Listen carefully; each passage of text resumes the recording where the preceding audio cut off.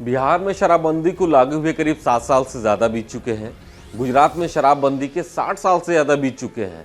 बावजूद उसके हर साल शराब से या फिर यूं कहें कि जहरीली शराब पीने से मौतें होती हैं और ये खबरें सामने आती हैं।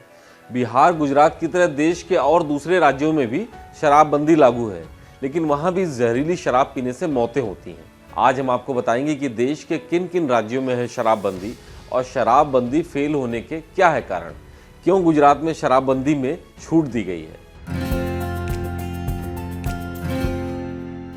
नमस्कार, मेरा नाम है अभिषेक पांडे और आप देख रहे हैं डेली लाइन एक्सप्लेनर। यूं तो शराबबंदी इसलिए की जाती है कि शराब के सेवन से जिंदगियां बची रहें।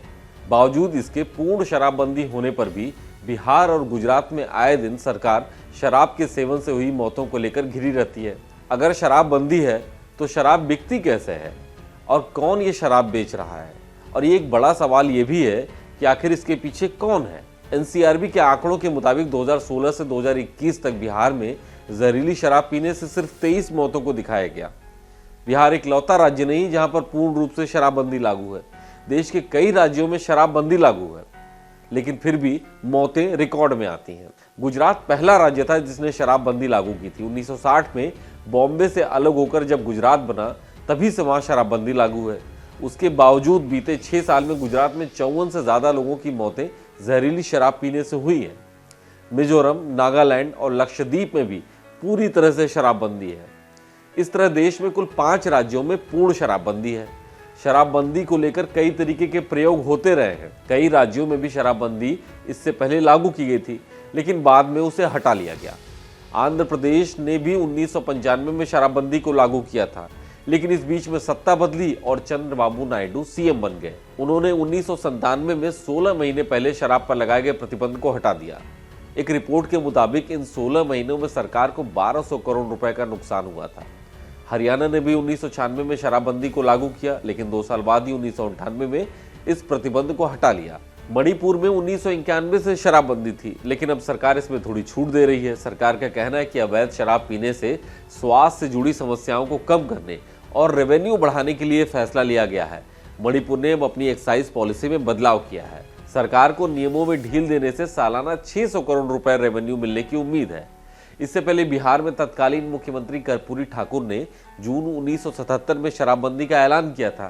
कर्पूरी ठाकुर के इस फैसले के बाद बिहार में शराब माफिया सक्रिय हो गए और महज 2.5 साल में कर्पूरी ठाकुर को 21 अप्रैल 1979 को मुख्यमंत्री पद छोड़ना पड़ा और उसके बाद नई सरकार आई जिसने शराबबंदी कानून को खत्म कर दिया। हाल ही में गुजरात सरकार ने भी एक अहम फैसला लेते हुए गुजरात की गिफ्ट सिटी यानी Gujarat international financial tech city में शराब पीने की इजाजत दे दी है।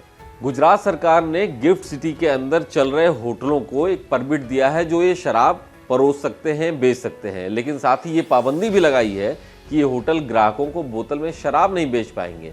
यह कदम इस कारण उठाया गया है ताकि इन होटलों से बोतलों में शराब खरीदकर गिफ्ट सिटी के बाहर ना पहुंचे जहां पर पूर्ण रूप से शराबबंदी लागू है। इस कदम का मकसद गिफ्ट सिटी के अंदर कर्मचारियों को उसी तरीके की इवनिंग सोशल लाइफ उपलब्ध कराना है जो भारत और विदेशों के अन्य फाइनेंशियल और टेक्नोलॉजिकल हब्स में उन्हें मिलती है। अब जानते हैं कि शराबबंदी सफल क्यों नहीं हो रही है। इसके 2 बड़े कारण हैं। पहला तो ये कि शराबबंदी के बावजूद अवैध शराब की तस्करी होती है और लोगों की मौतें भी होती हैं, और दूसरा कि सरकार को भारी भरकम रेवेन्यू का नुकसान भी होता है। अब जैसे गुजरात में ही 1961 से शराबबंदी लागू है, लेकिन पड़ोसी राज्यों से यहाँ पर शराब की तस्करी होती रहती है। इसी तरह गुजरात के सूरत में पुलिस ने अभी 56 लाख रुपए की अवैध शराब पकड़ी थी। वहीं गुजरात चुनाव के समय चुनाव आयोग ने तकरीबन 15 करोड़ रुपए की शराब जब्त की थी।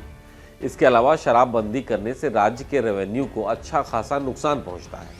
उदाहरण के लिए शराबबंदी से पहले बिहार को हर साल तकरीबन 4000 करोड़ रुपए का रेवेन्यू शराब से मिलता था, जो अब 0 हो चुका है।